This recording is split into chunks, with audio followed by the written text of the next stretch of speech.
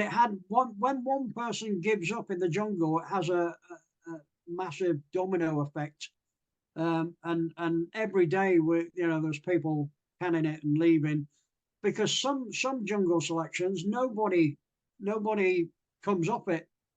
And it's that mindset thing. Once one goes, Yeah, it's a domino effect. Yeah. Yeah, absolutely. And without shadow of doubt, it was tough going. I had quite a hardy old DS who didn't take any prisoners at all. He was very, he was quite hardcore. Not a lot of people. Soon as he knew that you were in his patrol, people automatically went, "Good luck with that one," because ex-paratrooper. He wasn't there to help you. He was there to make sure that you were up to speed. And as it happened, I ended up joining his squadron. I went to B Squadron, and he was in B Squadron as well. So you can understand, where the DS are coming from. That they want only the best to go and join their squadron, Yeah, because at the end of the day, once you finish your training, that's your tick in the box to learn, isn't it? A license to learn, because you don't know everything at that stage, and they need to know that when you say jump, it's like how high, and I'll do it again and again and again, and you're there when you needed. Yeah, it's funny because when at the end of the jungle phase, they have a big piss up and a barbecue for everyone, and it's good because you lose so much weight. Yeah. When you come in, so it's a good way of stocking back up again. But when you could tell the people that have probably passed and the people that have failed just by the reaction of some of the DS when they're walking around talking to people and stuff like that. And my indicator was the chief instructor on the final exercise in the jungle. He was coming around and he was asking the patrol certain questions, technical questions, about military and this, and he got behind me and he just said, "Hawksley, you're probably just about ugly enough to be in this unit," and then walked off. And when I got back, everyone went, "Did he ask you that question?" And I went, "Yeah." He went, "Flipping hell, you probably passed then." And I just didn't think much of that, but he was right. It was for me that was a bit of an indicator. Without giving anything operationally sensitive, what sort of stuff are they looking for from you in the jungle? Yeah, they're looking for people. Bear in mind that I was a corps man, so Royal Artillery. You're not so you're a corps individual, parachute regiment people. So what they're looking for, so a parachute regiment individual in the jungle should be head and shoulders above a corps person. Now that doesn't matter. What they're after, what they're looking at, is people that can be told what to do, and that individual does what they're told to do without messing it up. You can mess it up once, you mess it up a second time, it tells them that you're not the right person. But also what they're looking for is people that can work as a team.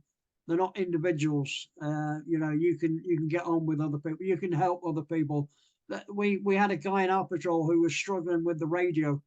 And every time at the end of a patrol, when we knew that the last kilometre was going to be a real fast chat, he would sort of start complaining and saying, "Oh, can someone else take the race?" Because he knew that the last kilometre was going to be, you shifted back. And I always ended up with the radio, if that makes sense. And so again, that tells the DS that this individual can help out and stuff like that. So yeah, they're after teamwork, people that can work with other people, but also can be told to do something and get on with it without messing it up, if that makes sense. So good.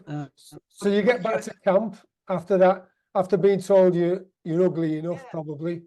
Well, it's funny because the selection that we were on, nobody got told pass or fail until you actually got back to Hereford. So we flew back, and then when you got back to Hereford, there was a massive list on the wall, and it was these people have passed, these people, and it's funny because there was a lad who was in 40 Royal Artillery with me, who was now a staff sergeant in the artillery. He was on selection, and we actually, between us, we actually thought he'd done quite well.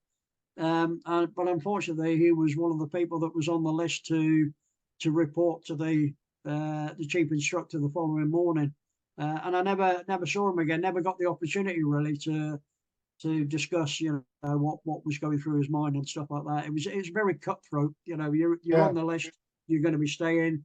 You're not on the list, or you're on that list, so you're going to hand your kit in. And away they went. So, but thereafter we then got a long weekend. So it was the first time I've managed to see my son for about 3 months, if that makes sense. So drove back down to Plymouth.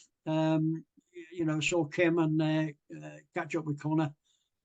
Tell him that I was okay. And getting through the jungle phase, it generally means that there's a good chance that you're actually going to pass selection here, because the next phase thereafter was combat survival. And combat survival is a thing where generally everybody should pass, but quite bizarrely, again, on our selection, we lost 4 people on combat survival. Yeah, and so combat survival, it's as it says on the tin. It teaches you how to evade capture initially, but then teaches you how to go through the interrogation phase, conduct under capture and stuff like that. So quite an infamous stage of selection, I suppose.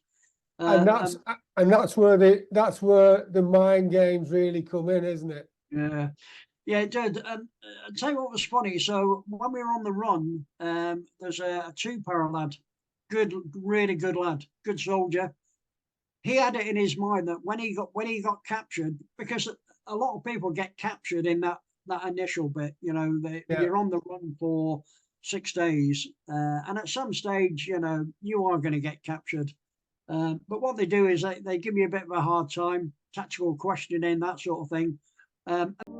JoeTeams.com is a resource I have created to fulfill my mission to help 1 million veterans and business entrepreneurs like you achieve the goals, dreams, and aspirations they deserve. JoeTeams.com is jam-packed full of valuable resources specifically designed to help you on your journey to success. Visit JoeTeams.com now to find out how you can join and start your journey to success immediately. That's JoeTeams.com, JoeTeams, JoeTeams.com. And until we meet again, have a brilliant day.